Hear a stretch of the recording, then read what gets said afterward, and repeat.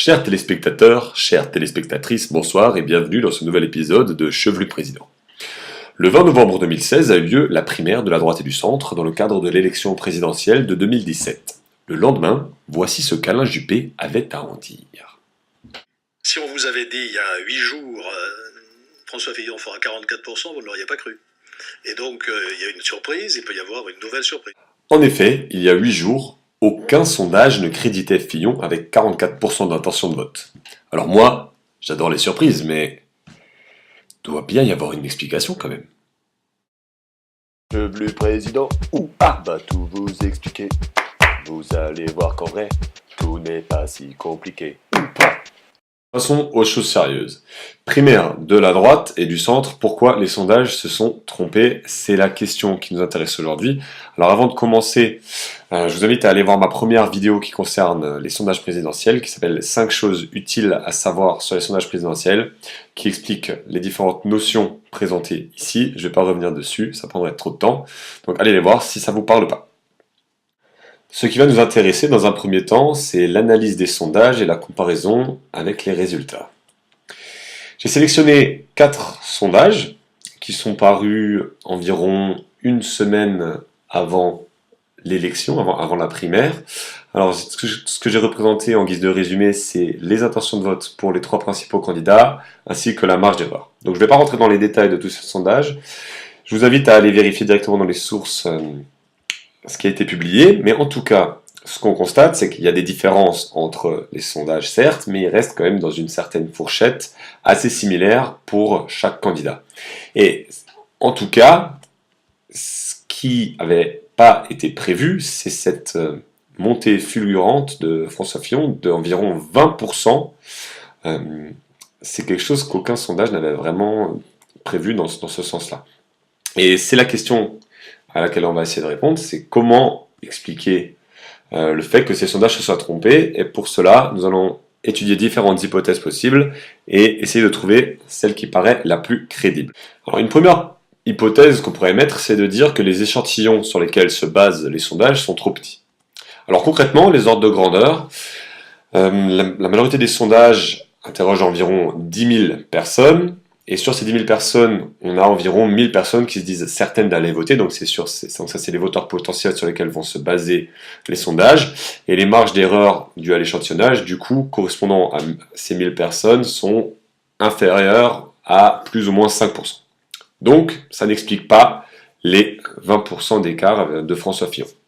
De plus, plusieurs sondages indépendants tendent à avoir des résultats similaires pour les candidats. Donc ça va aussi dans la direction d'écarter cette hypothèse d'échantillons trop petits.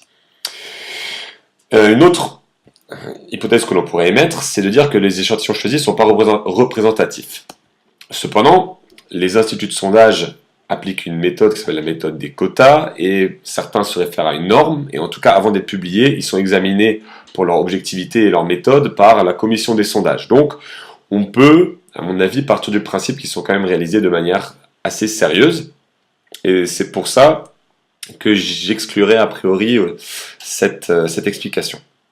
La prochaine piste qu'on va étudier, c'est l'erreur sur l'estimation du taux de participation. En effet, si les sondages pensaient qu'1 million de personnes allaient voter et qu'en fait 5 millions de personnes vont voter, forcément on a des erreurs dans les sondages. Alors concrètement, à quoi ça ressemble?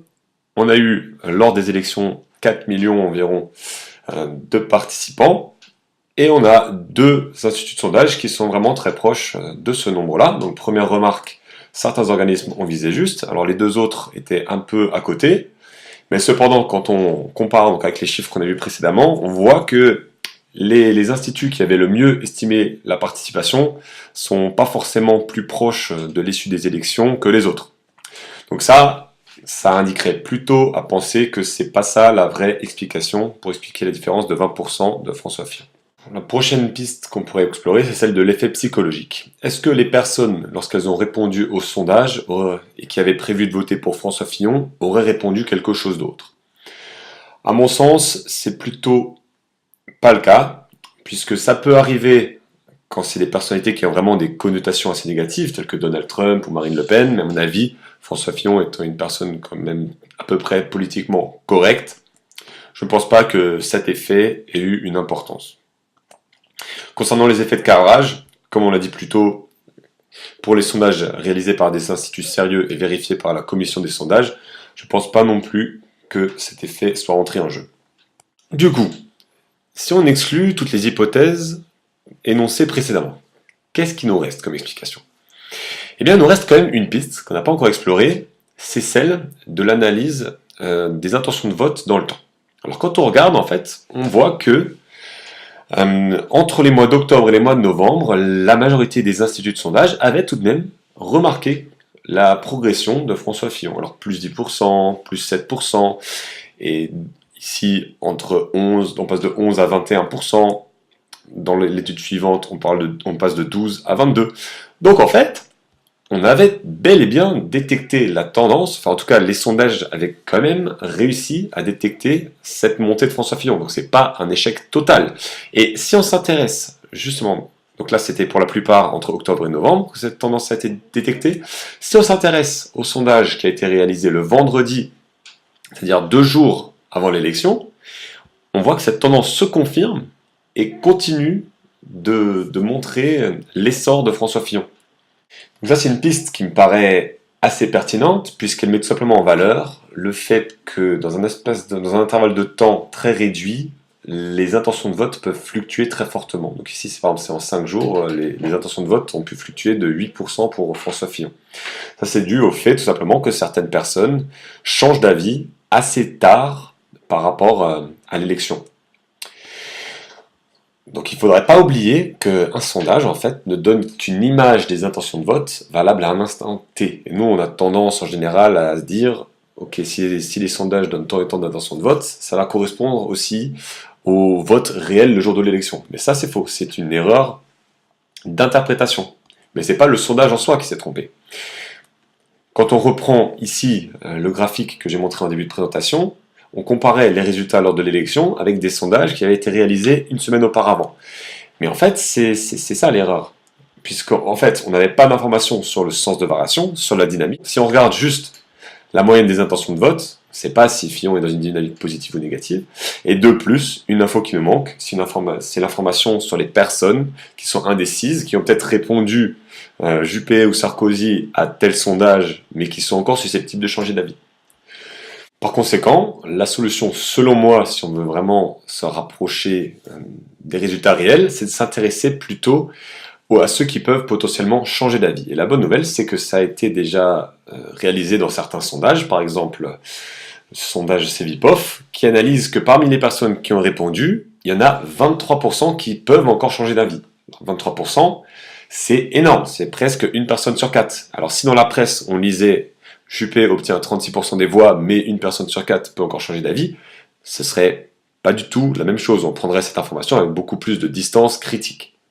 Un autre point qui me paraît très intéressant dans cette même étude, c'est l'étude des transferts de voix. Ça consiste en fait à sonder des personnes sur une durée plus longue, de manière à voir si ces personnes changent d'avis au fur et à mesure de la campagne ou non. Donc par exemple, pour le cas de François Fillon, ça a permis de mettre en valeur qu'entre octobre et novembre, il y avait des personnes qui avaient auparavant prévu de voter pour Juppé, qui ont changé d'avis et qui ont voté pour François Fillon. Ce type d'analyse, à mon avis, permet quand même d'y voir un peu plus clair dans les explications de ces fluctuations d'intention de vote. Nous sommes arrivés à la conclusion du jour. Tout d'abord, les sondages ne se trompent pas, simplement ils donnent une information concernant les intentions de vote à un instant donné du temps. Le problème, c'est plutôt un problème d'interprétation.